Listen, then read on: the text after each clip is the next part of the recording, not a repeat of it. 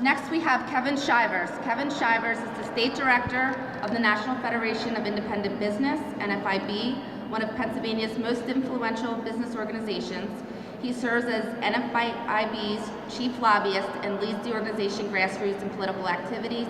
Kevin and his team have worked collaboratively with 3 governors and general assemblies to enact a host of new laws that have saved small employers thousands of dollars annually.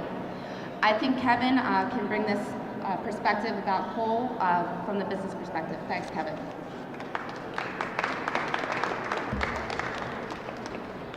Thank you very much, Anastasia, and good afternoon.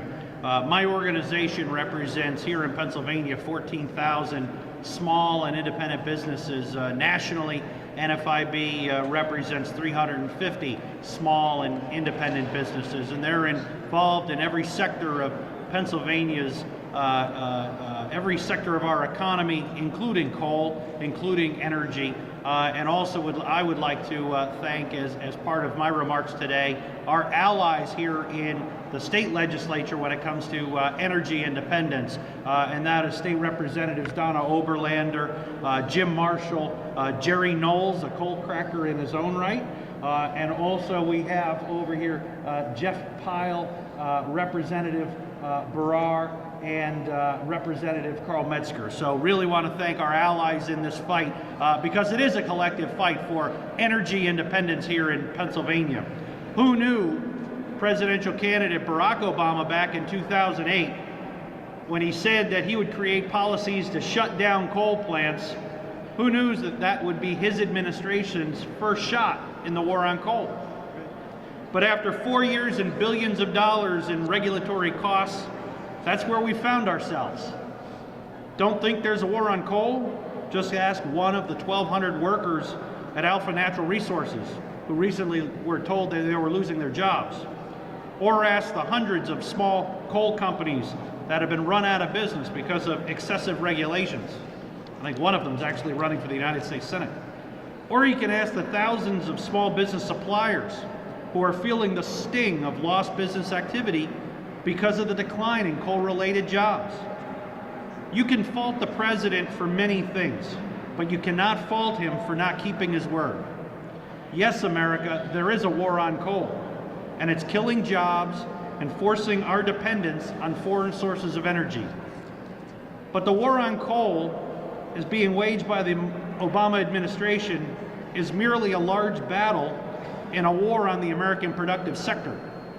Pretty soon the new American model will be, if you built it, they will kill it.